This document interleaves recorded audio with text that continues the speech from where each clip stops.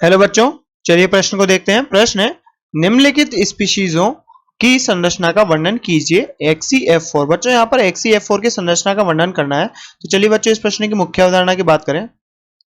मुख्य अवधारणा,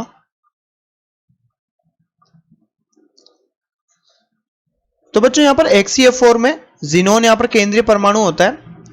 जीनोन केंद्रीय परमाणु के रूप में होता है, जिससे बच्चों 4 फ्लोरीन आयन जुड़े होते हैं, फ्लोराइड आयन जुड़े होते हैं, या फिर फ्लोरीन परमाणु। ये क्या है? केंद्रीय परमाणु। बच्चों इसका परमाणु क्रमांक कितना होता है? 54 परमाणु क्रमांक होता है। परमाणु क्रमांक। और बच्चों इसका इलेक्ट्रॉनिक विन्यास क्या होता है?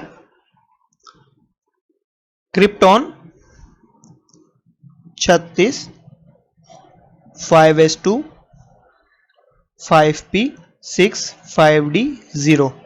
तो ये बच्चों यहां पर इसका इलेक्ट्रॉनिक विन्यास होता है ये।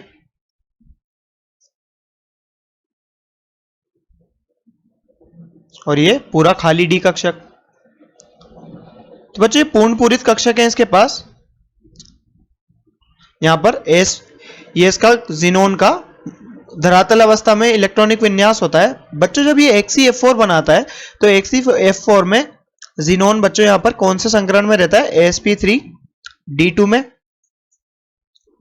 तो बच्चों हमने यहाँ पर ये कैसे निकाला? बच्चों जीनोन के पास कितने थे? 8 इलेक्ट्रॉन थे बाह्य कक्षा में। अब बाह्य कक्षा में 8 इलेक्ट्रॉन थे, जिसमें से एक एक फ्लोरीन अपने साथ 4 जीनोन फ्लोरीन बंध बनाने में एक एक इलेक्ट्रॉन यूज में आया। तो 4 इलेक्ट्रॉन तो यहाँ पर गए जीनोन फ्लोरीन के साथ बंध बनाता है। और बच्चे बच्चों 4 इलेक्ट्रॉन।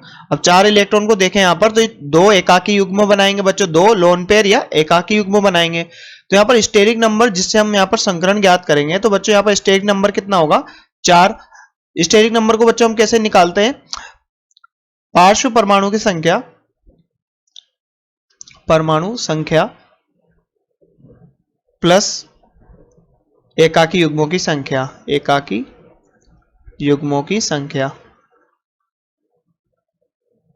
तो बच्चों यहां से स्टेरिक नंबर हमारा 6 निकल के आता है। 4 परमाणु यहां पर फ्लोरीन और 2 एकाकी युग्म, तो स्टेरिक नंबर 6 निकल के आता है। और स्टेरिक नंबर 6 हो तो बच्चों यहां पर संकरण क्या होता है? sp3d2। तो बच्चों sp3d2 संकरण है यहां पर, तो इसकी ज्यामिति क्या होगी? बच्चों ज्यामिति तो इसकी अष्टफल की है, ज्यामिति अष्टफल की है। तथा बच्चों अगर इसकी आकृति की बात की जाए, यहां पर आकृति, शेप या संरचना भी बोलते हैं बच्चों इसको, तो इसकी संरचना कैसी होती है बच्चों? वर्ग समतलीय, वर्ग समतलीय। तो बच्चों यहां पर वर्ग समतलीय संरचना की बात करें, वर्ग समतलीय, तो ये कैसी किस प्रकार से बनती है बच्चों? समतलीय। यहां पर हम देखेंगे बच्चों वर्ग समतलीय संरचना XCF4 की किस प्रकार से बनती है। तो बच्चों एक ही तल में स्थित 4 अर्धपूर्ण sp3d2 संकरित ऑर्बिटल होते हैं बच्चों, जो 4 फ्लोरीन परमाणुओं के अर्धपूरित ऑर्बिटल से अतिव्यापित कर बच्चों 4 जीनोन फ्लोराइड के सिग्मा बंध बनाते हैं। तो यहां पर जीनोन परमाणु को बच्चों, जीनोन परमाणु अपनी द्वितीय उत्तेजित अवस्था में रहता है बच्चों। XCF4 में जीनोन परमाणु अपनी द्वितीय उत्तेजन अवस्था में होता है, उत्तेजित अवस्था में होता है। और इस अवस्था में बच्चों इसका इलेक्ट्रॉनिक विन्यास कितना होता है? 5s2 5p4 5d2। तो यहां पर s में 2 इलेक्ट्रॉन और 5p4 1 2 3 4। और बच्चों डी में कितने इलेक्ट्रॉन होते हैं? 2 इलेक्ट्रॉन, 1 2। तो बच्चों यहां पर इसका संकरण क्या होता है? sp3d2, sp3d2, ये इसका संकरण होता है बच्चों यहां पर sp3d2। इसकी आकृति कैसी होगी बच्चों? वर्ग समतलीय। तो बच्चों यहां पर कुल 6 संकरित कक्ष हैं, 6 संकरित कक्षक है, जिसमें से बच्चों 4 अयुग्मित संकरित कक्षक किसके साथ बच्चों? फ्लोरीन परमाणु।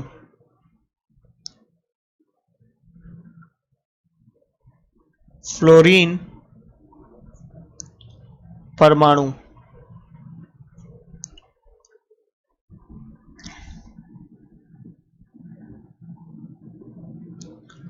के साथ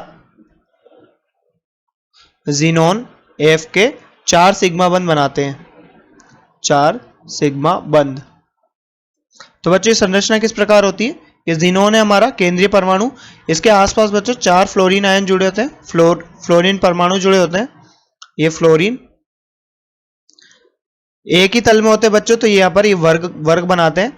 और बच्चों यहाँ पर 2 संकरित कक्षक जिसमें 2 एकाकी युग्म उपस्थित होते हैं, ये यहाँ पर तल के ऊपर तथा तल के नीचे उपस्थित होते हैं।